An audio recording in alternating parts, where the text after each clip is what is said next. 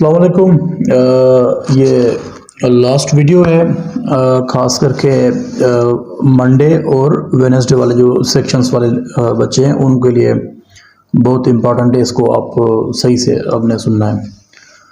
अच्छा, इसमें आप लोगों के जो मुख्तलिफ क्वेश्चंस हैं उनको उनके जो मतलब कलेक्टिव जो रिस्पांस है वो ये है कि 30 नंबर का आपका उनके जो है डिस्क्रिप्टिव आपके पास सवाल आएंगे और उसके साथ जो है 10 नंबर के आपके पास एमसीक्यूज़ आएंगे। तो बहरहाल इसमें जो है एमसीक्यूज़ 20 आएंगे आपके पास, 20 जो आपने 0.5 का एक एमसीक्यू होगा और आपने उनको अटेम्प्ट करना होता है। बहरहाल इस वीडियो में जो आपकी जितनी भी टॉपिक्स हैं हम इसमें डिस्कस करेंगे।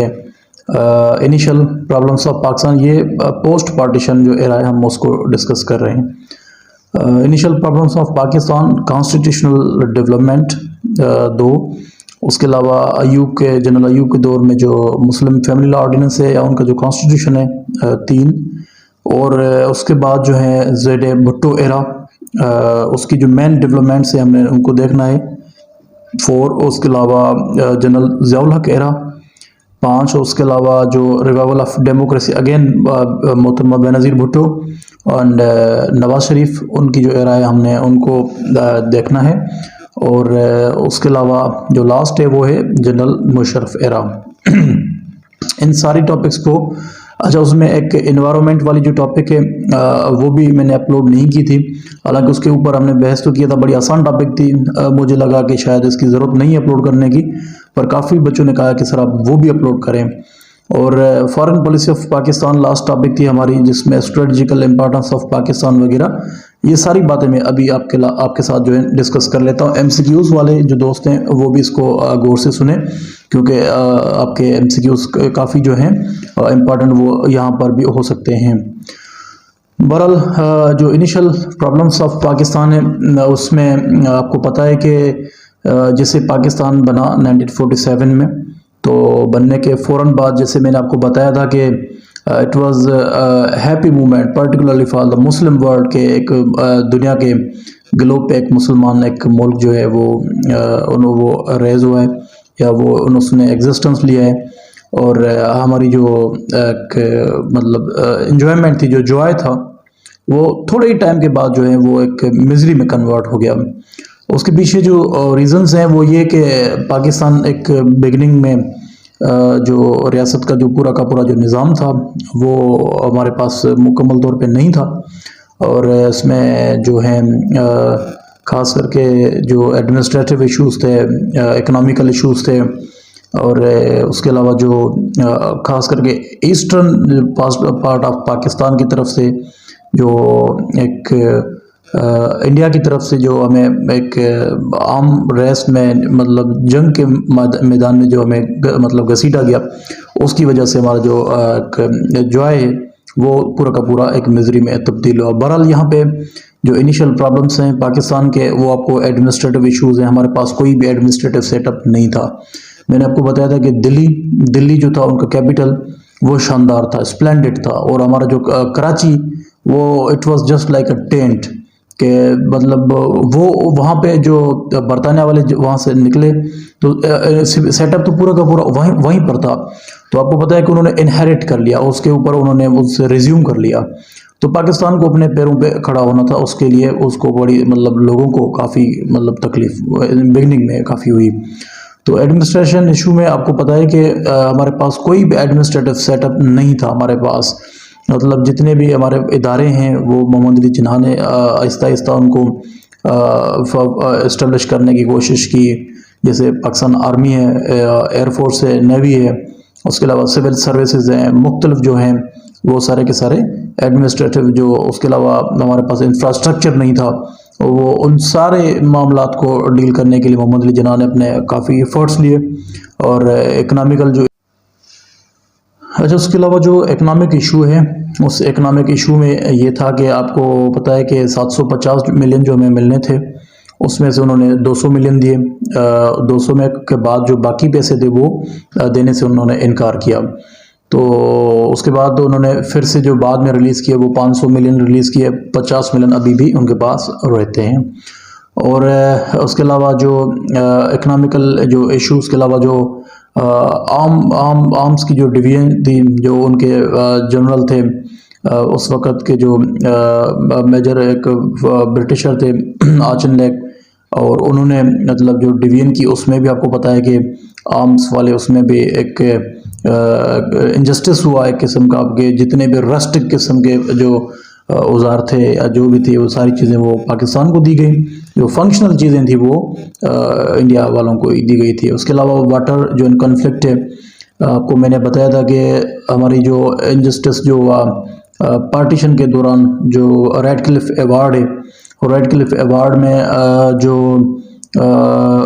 ईस्टर्न पंजाब वाले जो एरिया है, गुरदासपुर, ज़ीरा, बटाला, ये जितनी रीजन्स हैं, इनको ये पहले तो पाकिस्तान के ही उसमें मैप में मतलब आ रही थी क्या, जो डिवीजन हो रही थी, पर जब इनके ऊपर कब्ज़ा दिया गया तो जो हमारे वाटर के हवाले से दो हमारे जो रिवर्स हैं जिनका पानी है वो उनका कब्ज़ा उनके पास आ गया। फ़िरोज़पुर जो हेडवर्क है वो सतलज को कंट्रोल कर रहा था, और माधोपुर जो है वो रावी को कंट्रोल कर रहा था, और इन दोनों के जो है कंट्रोल उन्होंने 1948 1 अप्रैल को उन्होंने पानी वहाँ से बंद कर दिया था। तो उसके बाद जैसे आपको पता है कि पाकिस्तान एक एग्रीकल्चरलिस्ट कंट्री है, तो पाकिस्तान को बड़ी इसके ऊपर उन्होंने प्रोटेस्ट किया इंटरनेशनल लेवल पे मुख्तलिफ फोरम्स पे, और ये मसला जाके सॉल्व होता है 1960 में जो इंडस वाटर ट्रीटी हुई वो सिंध में हुई थी अयूब और नेहरू के बीच में, और उन्होंने 3 जो मतलब ईस्टर्न जो रिवर्स हैं वो इंडिया वालों को दी, और 3 जो वेस्टर्न रिवर्स हैं वो हमें पाकिस्तान को। वेस्टर्न में आपको पता है इंडस, चनाब, झेलम और आईसीजे, और उसके अलावा जो है जो ईस्टर्न रिवर्स हैं वो उसमें रावी, ब्यास और सतलज जो है उनको इंडिया वालों के पास। बहरहाल उसके ऊपर तो बहुत ज़्यादा बहस है कि एक्सक्लूसिव वाटर, इंक्लूसिव, या इनके ऊपर डैम्स वगैरह वाला जो एक बहस है वो तो हमने प्रोबेबली क्लास में किया हुआ था, पर इसमें पानी वाला जो ये इशू था वो 1960 में जाके सॉल्व हुआ था। उसके अलावा प्रिंसली स्टेट्स का जो प्रॉब्लम था, प्रिंसली स्टेट्स में बाकियों की जो एक्सेशन है वो सिंपली हो गई थी, पर इशू हुआ था 3 पे, जूनागढ़, उसके अलावा हैदराबाद और कश्मीर। आपको पता है कि जो माउंट बैटन ने लास्ट जो एक तकरीर की थी, उस तकरीर में उन्होंने ये बात की थी कि भाई आप अपनी जो एक्सेशन है वो ज्योग्राफी की बेसिस पे करें, और जो लोगों की जो ख्वाहिशात हैं उन ख्वाहिशात की बेसिस पे करें कि लोग कहाँ जाना चाहते हैं। तो उसमें जो जूनागढ़ वाली बात है, वहाँ के जो रूलर थे मुसलमान थे, और पॉपुलेशन तकरीबन वो हिंदू थी। तो मतलब वो एक जो रूलर था he had a wish to move towards Pakistan. तो उसमें ये बात की गई थी एक बंदा जो है वो एक पूरी कौम की जो है फैट जो है वो डिसाइड नहीं कर सकता। तो बहरहाल उन्होंने जूनागढ़ के ऊपर जो है वो उन्होंने कब्ज़ा कर लिया था।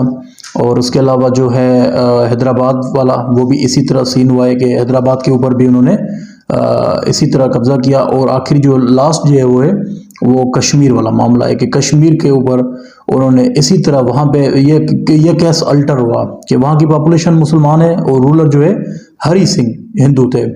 तो उन्होंने मतलब यहाँ पे जितने भी लोग हैं उनकी जो किस्मत है उनको उन्होंने डिसाइड कर लिया, और जो है 27 अक्टूबर 1947 को उसके ऊपर कब्ज़ा हो गया। अब ये इशू नंबर 3-4 जो हैं इनिशियल प्रॉब्लम्स ऑफ पाकिस्तान, उसमें लैंग्वेज मूवमेंट थी जो बंगालियों वाली, उसमें ख़ास करके जो मोहम्मद अली जिन्ना ने एजुकेशनल कॉन्फ्रेंस के दौरान बात की कि उर्दू जो है वो नेशनल लैंग्वेज बनेगी पाकिस्तान की, तो उसके ऊपर काफ़ी प्रोटेस्ट हुए ढाका यूनिवर्सिटी में।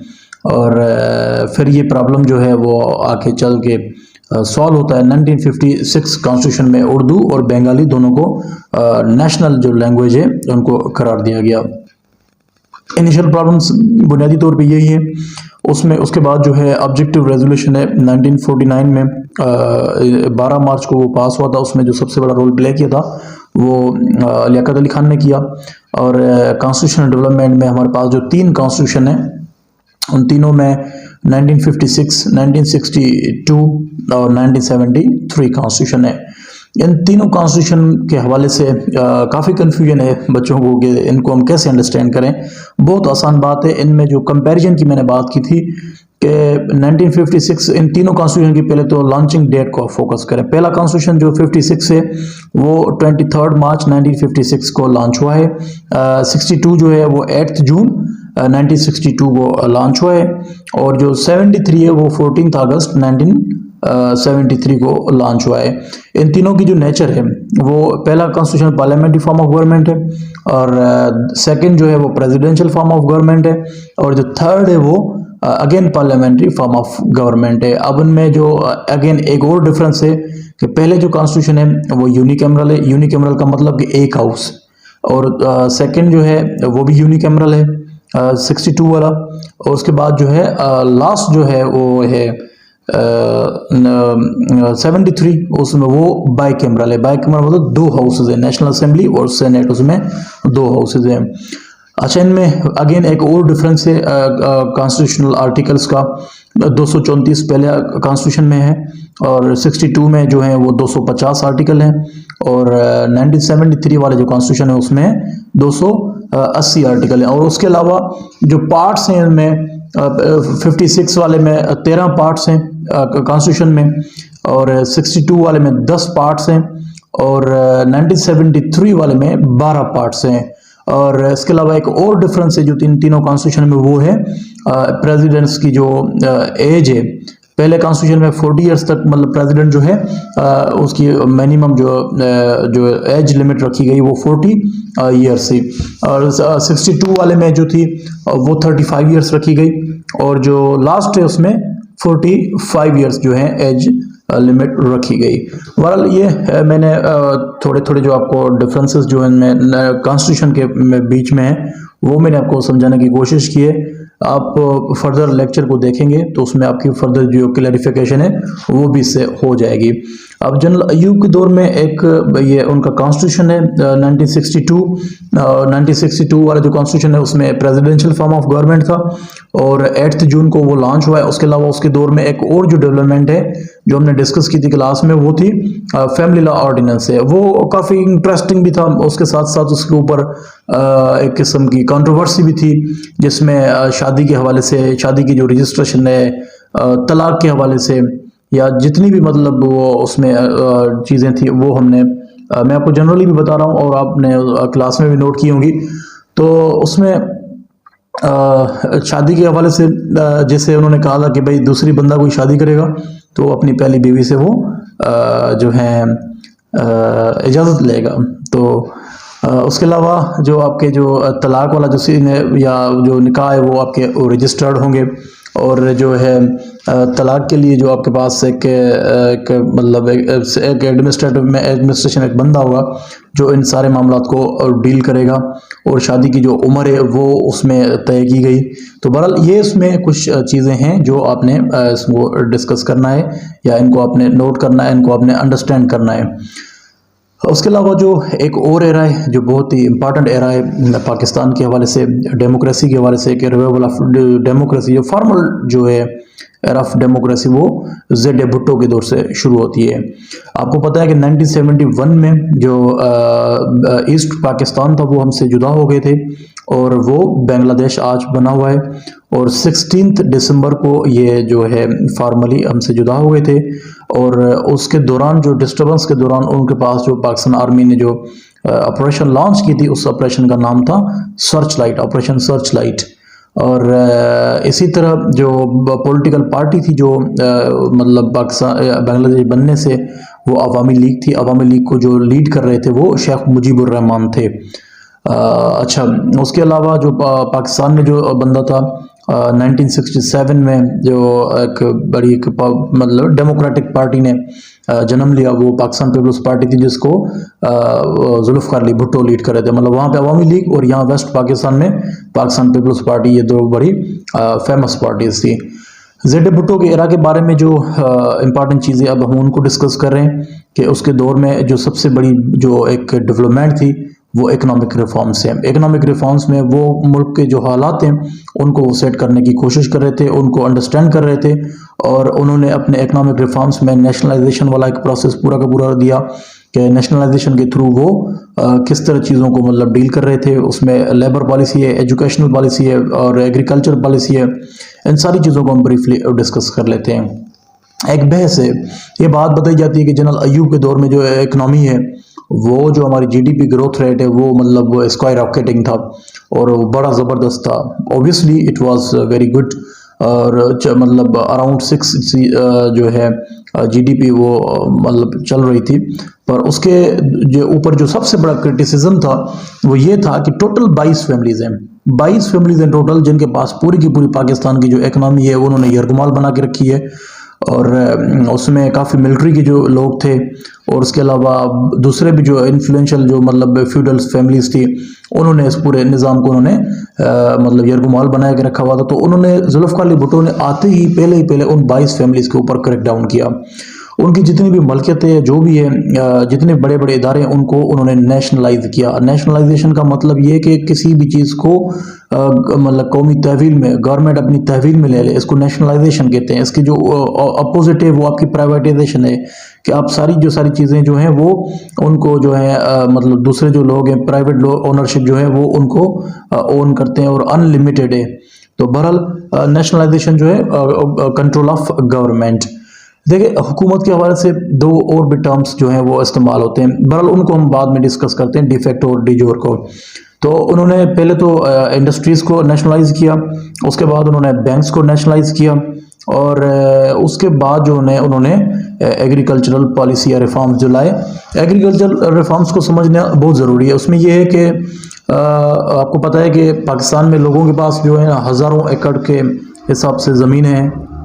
इन्होंने इस तरह किया कि 150 एकड़ जो इरीगेटेड लैंड है, इरीगेटेड मतलब जहाँ पे फसल हो रहा है, आप उससे ज़्यादा जो है वो ज़मीन नहीं रख सकते।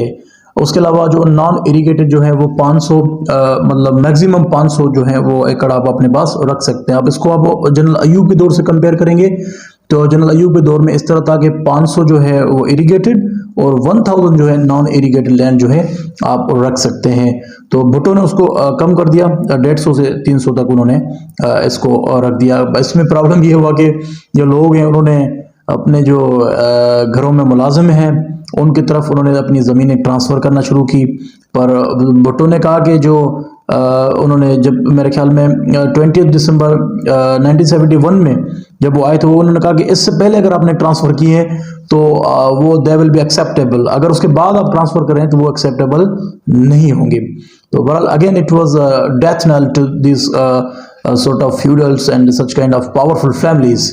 तो उसके अलावा जो लेबर पॉलिसी है, आपको पता है कि लेबर जो है वो एक काफ़ी हसास किस्म का इशू है पूरे पाकिस्तान के, पूरी दुनिया में 1 मई जो है लेबर डे भी सेलिब्रेट किया जाता है।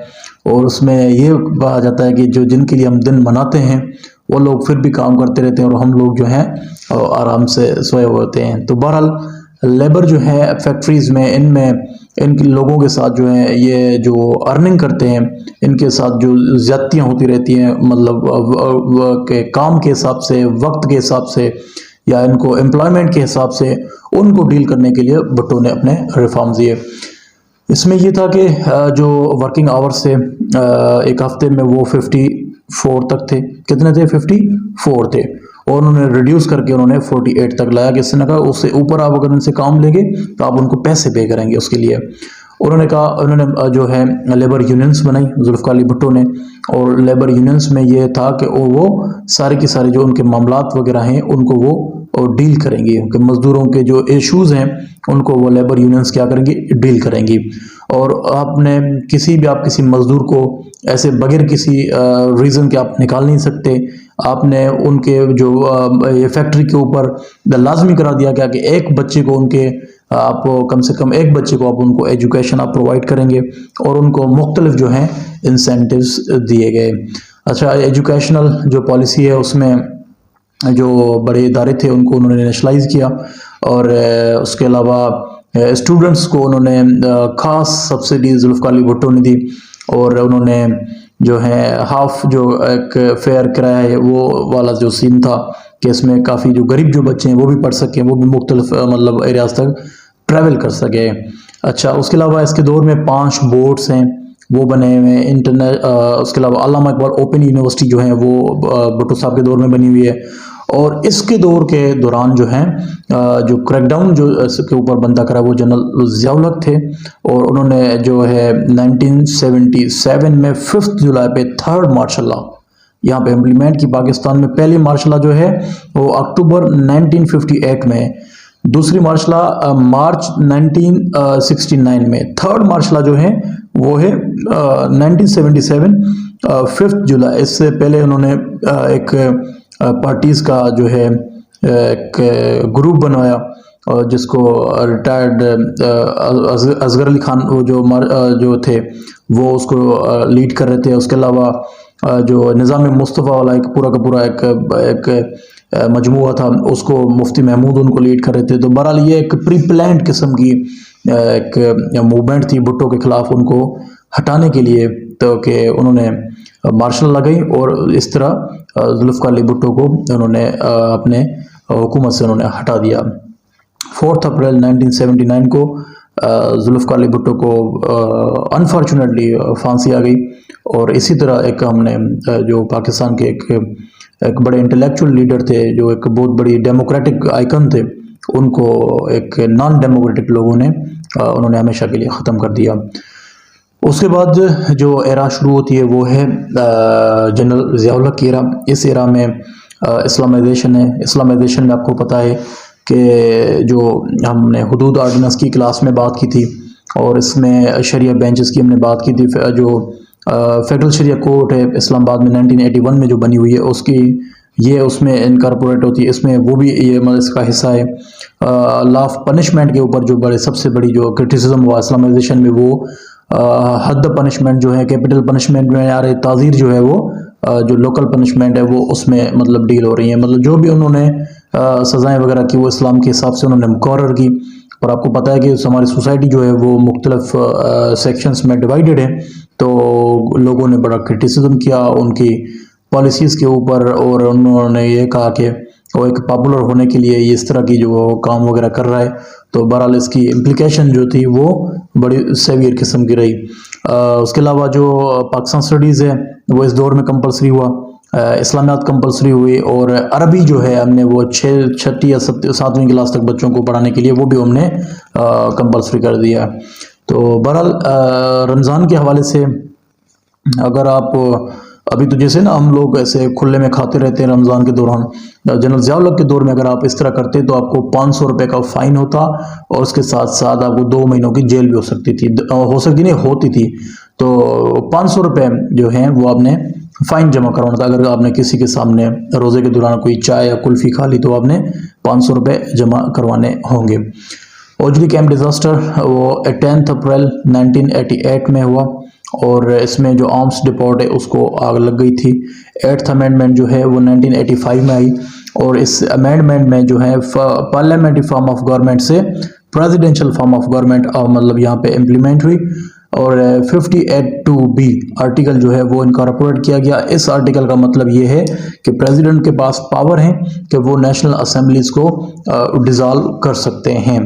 तो बहरहाल ये जो है उसके अलावा जो एक और टॉपिक है एटमॉस्फेयर, जो आप लोग कह रहे थे।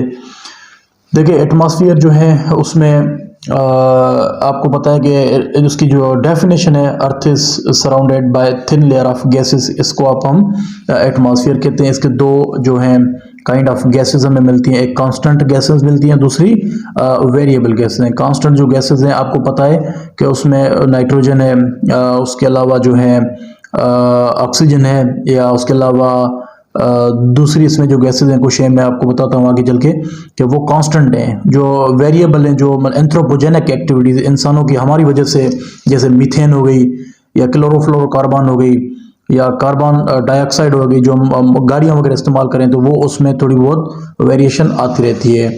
अच्छा, इनकी जो उसके अलावा जो एटमॉस्फेयर के अलावा दूसरी जो इनकी जो लेयर्स हैं और वो 5 लेयर्स हैं, ट्रोपोस्फेयर, स्ट्रेटोस्फेयर, मीजोस्फेयर, थर्मोस्फेयर और एक्सोस्फेयर, ये जो हैं 5 जो हैं इनके लेयर्स हैं एटमॉस्फेयर के। और इनमें आपको पता है कि ट्रोपोस्फेयर जो है जिसमें हम रहते हैं, ट्रोपो इसको कहते हैं, इसमें क्लाउड्स भी होते हैं, इसमें जहाज भी जो है इसी में चलता है। स्ट्रेटोस्फेयर में आपका ओजोन लेयर होता है, ओजोन लेयर जो हमें अल्ट्रा वायलेट रेज से बचाता है। उसके अलावा उसके ऊपर मीजोस्फेयर है, थर्मोस्फेयर है और एक्सोस्फेयर, ये 5 स्फेयर हैं टोटल। अच्छा, एनवायरनमेंट जो है, एनवायरनमेंट एक और इसमें जो चीज़ हमने डिस्कस की थी कि एनवायरनमेंट क्या है, the surrounding where organisms live, के एनवायरनमेंट की डेफिनेशन ये है। इसके 2 कंपोनेंट्स हैं, बायोटिक और अबायोटिक। बायोटिक में वो चीज़ें हैं जो है प्लांट्स, एनिमल्स और माइक्रोब्स जो हैं वो इसमें बायोटिक में आ जाते हैं। और एबायोटिक में जो आते हैं वो एयर, वाटर और लैंड, वो जो है एबायोटिक में आ जाते हैं। उसके अलावा जो हमने रिसोर्सेज की बात की गई, जो नेचुरल रिसोर्स ऑफ पाकिस्तान है उसमें रिन्यूएबल रिसोर्सेज और नॉन रिन्यूएबल रिसोर्स। रिन्यूएबल कौन कौन से हैं? एयर, सनलाइट, सोलर, और सोलर लाइट जो है सोलर एनर्जी, और वाटर, ये जो हैं इसमें आपके उसमें आ जाते हैं रिन्यूएबल में। नॉन रिन्यूएबल में जो आपके आते हैं ऑयल, गैस, कोल, यूरेनियम, ये मुख्तलिफ ऐसी चीज़ें जो आपने इस्तेमाल एक बार कर ली तो फिर से उनको जियो केमिकल साइकिल के थ्रू आप उनको रिन्यू नहीं कर सकते। तो बहरहाल ये आपके जो एटमॉस्फेयर हैं उसकी जो थोड़ी बहुत जो मैंने आपको कहा था कि मैं आपको बता दूंगा।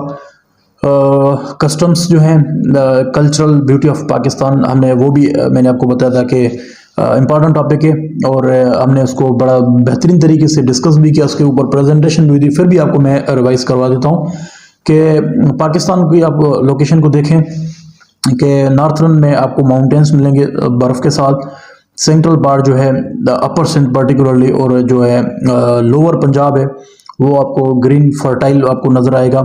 और बलूचिस्तान जो एक रॉकी रीजन है मुकम्मल तौर पे, और साउथर्न पार्ट ऑफ जो है मतलब सिंध जो है उसमें आपको समंदर आपको नज़र आएगा कराची में। तो ये जनरल एक, और ये उसके अलावा जो अभी कल्चर की हम बात करते हैं कि पठानों का जो पश्तूनों का कल्चर है उसके बारे में अभी हम बात करें। इनकी जो कल्चरल डांस है उसे अतन कहते हैं। और ये जो लोग हैं ये बड़े किस्म के, एक ब्रेव किस्म के लोग माने जाते हैं, और जिनको लिए कहा जाता है कि भाई इन नॉर्थ से जितने भी अटैक्स हुए हैं वो उनको हमेशा जो है फेस करते, यही लोग फेस करते रहते हैं। और इसी वजह से इन लोगों के पास जो हथियार वगैरह वाला जो है कल्चर वो आज भी है, वो अपने आप को इन चीज़ों से प्रोटेक्ट करते रहते हैं। मेल चाइल्ड को वो बड़ा प्रेफर करते हैं। मेल चाइल्ड जब उनके पास होता है तो वो खुशी में फायरिंग करते हैं, लोगों को पता लगता है कि इसके घर में बेटा पैदा हुआ है, वो उस बच्चे को अपने ट्राइब की स्ट्रेंथ समझते हैं। अच्छा, ये जो लोग हैं ये गोश्त खाने के बड़े शौकीन हैं। चपली कबाब जो है वो उसमें खैबर पख्तूनख्वा में आपको जो है ना एक किस्म के मुख्तलिफ लोग खाते हुए नजर आएंगे। बड़ा मतलब फैशन बना हुआ है वहाँ पे। और कहते हैं कि मेहमानों के हवाले से अगर इनके पास मेहमान आ जाए तो अपनी जान पे भी खेल के वो उनको प्रोटेक्ट कर लेते हैं। अच्छा, उसके बाद जो है दूसरा जो है वो है बलूचिस्तान। यहाँ की जो ड्राई माउंटेन्स हैं, एक्सट्रीम वेदर है यहाँ पे, और रिसोर्सेज के हवाले से बड़ी रिच लैंड है, और लोग यहाँ के बड़े सिंपल लाइफ गुजारते हैं। और इसके अलावा जो है इनकी जो कल्चरल डांस है उसको हम चाप कहते हैं, और यहाँ के जो लोग हैं खूबसूरत हैं, उसके साथ साथ जो हैं बड़े मेहनती किस्म के लोग हैं। और उसके अलावा जो पंजाब है उसे लैंड ऑफ 5 रिवर्स भी कहते हैं। वहाँ पे काफ़ी सूफ़ी औलिया जो हैं वो हमें मिलते हैं, जैसे दादा गंज बख्श, बाबा बुल्ले शाह, मधुलाल, और उसके अलावा और भी काफ़ी सूफ़ी जो बुज़ुर्ग हैं वो आपको गौसबहुद्दीन ज़करिया वगैरह वो आपको पंजाब में मिलते हैं। और इनके पास जो है स्पोर्ट्स के हवाले से सियालकोट बड़ा मशहूर है पूरे पाकिस्तान में। मुख्तलिफ जो स्पोर्ट्स गुड्स हैं वो वहाँ से बनते हैं। कटलरी के हवाले से वज़ीराबाद हो गया, और इनको कॉलेजेस, लाहौर को खास करके कॉलेजेस एंड स्कूल्स का शहर भी कहा जाता है। और इनकी जो कल्चरल डांस है उसे जो मर्द हैं वो उसको वो भंगड़ा कहते हैं, और जो लुडी जो है वो उनकी जो औरतें कल्चरल जो उनके अपने प्रोग्राम्स में इनमें जो रक्स करती हैं कल्चरल, उसको लुडी कहते हैं। अब लास्ट जो है वो है सिंध का कल्चर जो है उनको हम डिस्कस कर रहे हैं। यहाँ पे जो कल्चरल डांस होती है उसको जमालो कहते हैं, और इसकी जो तारीख है ये ओल्डेस्ट जो है मतलब कल्चर जो है के जो है किस्म की सिविलाइजेशन जो है हमारे पास वो पाकिस्तान में वो यही है। उनकी जो ट्रेस बैक होती है 2500 BC से 2500 बिफोर क्राइस्ट जो है। इनके जो रिमेन्स हैं उनसे पता लगता है कि मोहनजोदड़ो से they were sort of civilised kind of people. इन लोगों के पास जो है ट्रेड का बहुत बड़ा एक जरिया था जिससे वो पैसे वगैरह कमा लेते थे। इस धरती को ऐसे समझो कि सूफियों की धरती भी कहते हैं। बहुत ज़्यादा बड़े जो सूफी बुजुर्ग हैं वो यहाँ पे आपको मिलते हैं। शाह अब्दुल लतीफ़ भटाई जिनमें एक बहुत बड़ा नाम है, और सचल सरमस जो हैं वो एक बहुत बड़ा नाम है। और उसके अलावा लाल शहबाज कलंदर सेवन शरीफ उसे कहते हैं, वहाँ पे वो ये बुजुर्ग वहाँ पर है। और उसके अलावा कल्चरल जो कैपिटल है जहाँ पे कल्चरल चीज़ें वो आपको मिलती रहती हैं वो उसको हाला मटियारी वो उनको कहते हैं।